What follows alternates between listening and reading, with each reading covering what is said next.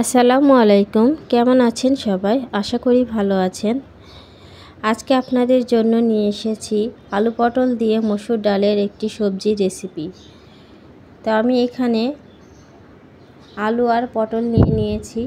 পটলগুলোকে আমি সম্পূর্ণ খোসা ছাড়িয়ে কেটে নেইনি, কিছুটা খোসা বাঁধিয়ে রেখেছি আর এরকম লম্বা করে কেটে নিয়েছি। তার সাথে আলুগুলো পটলের সাইজে লম্বা লম্বা করে কেটে নিয়েছি। সবজিটা যে দুইটা একই রকম কাটা হলে সবজিটা খেতেও বেশি ভালো লাগবে।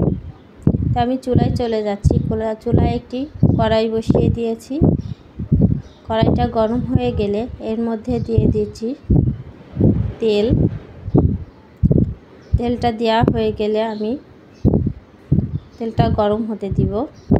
তেলটা গরম হয়ে গেলে এর মধ্যে আমি দিয়ে দিচ্ছি পেঁয়াজ কুচি আর কাঁচামরিচ কুচি। আমি এই সবজির রেসিপিটি কাঁচামরিচ দিয়েই রান্না করব, শুকনো মরিচের কোনো ব্যবহার করব না। এই গরমে শুকনো মরিচ শরীরের জন্য ভালো না, তাই আমি সবজিটা পুরোটাই কাঁচামরিচ দিয়েই রান্না করব। আমি এখানে পেঁয়াজটা ভেজে নেওয়ার পরে আমি মশলা অ্যাড করে দিচ্ছি। এখানে দিয়েছি রসুন আর আদা বাটা, আর তার সাথে দিয়েছি একসাথে করে বেটে নিয়েছি সেই মশলাটা হচ্ছে সরিষা, জিরা আর ধনিয়া একসাথে বেটে নিয়েছি সেই মশলাটা, আর দিয়ে দিচ্ছি হলুদ আর লবণ। এবার মশলাগুলোকে আমি সুন্দরভাবে একসাথে মিশিয়ে নিচ্ছি।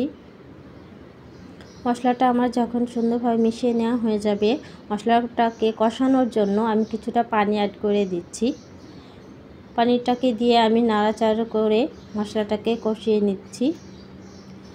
মশলাটা আমার থেকে তেল ছেড়ে দিয়েছে, সুন্দরভাবে কষিয়ে নেওয়াও আমার হয়ে গিয়েছে, এর কাঁচা গন্ধটাও ছেড়ে গিয়েছে। এখন এই পর্যায়ে আমি যে আলু আর পটলটাকে কেটে রেখেছিলাম সেই আলু আর পটলটাকে মশলার মধ্যে দিয়ে দিচ্ছি। দেওয়ার পরে আমি সুন্দরভাবে মশলার সাথে আর সবজিগুলোর সাথে মিশিয়ে নিব।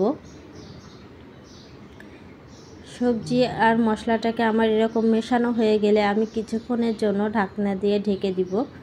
ঢাকনাটা উঠিয়ে আমি দেখাচ্ছি, দেখুন সবজি থেকে অনেকটা পানিও বের হয়েছে। তো পানিটা শুকিয়ে আসা পর্যন্ত আমি সবজিটাকে এরকমভাবে আর ঢেকে দিব না, এরকমভাবে নাড়াচাড়া করে কষিয়ে নিচ্ছি। সবজিটা এরকমভাবে কষাবেন যাতে এর রঙটা নষ্ট না হয়ে যায়। তা আমার দেখুন সবজিটা থেকে রঙটাও নষ্ট হয়ে যায়নি এবং সুন্দরভাবে কষিয়ে নেওয়া হয়ে গিয়েছে।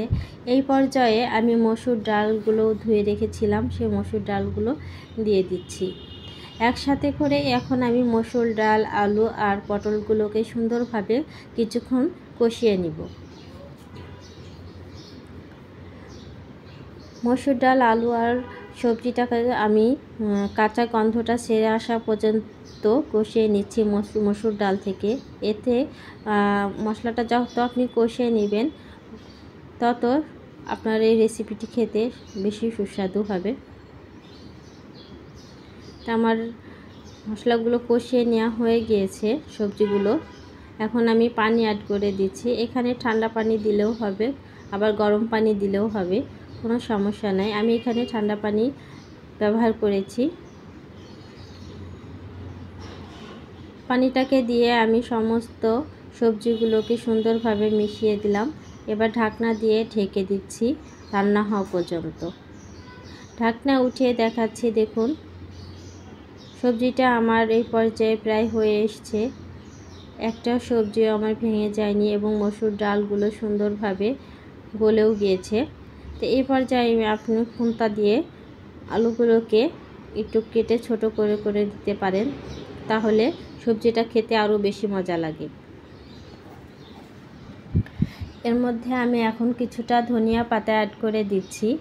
আমি এখানে ফ্রোজেন ধনিয়া পাতাটা অ্যাড করে দিচ্ছি। আপনারা ফ্রেশটা পেলে সেটাও আপনারা দিয়ে দিতে পারেন, কোনো সমস্যা নাই।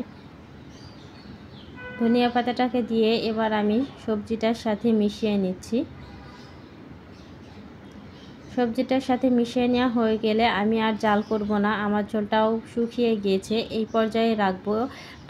সবজিটাকে নামিয়ে নিলে আরোটা কিছুটা ঝোল আপনার টেনে যাবে। তো আমি নামিয়ে পরিবেশন করে দেখাচ্ছি। দেখুন কতটা সুন্দর ও লোভনীয় হয়েছে। এই গরমে সবজি খাওয়া আমাদের শরীরের জন্য ভীষণ উপকারী।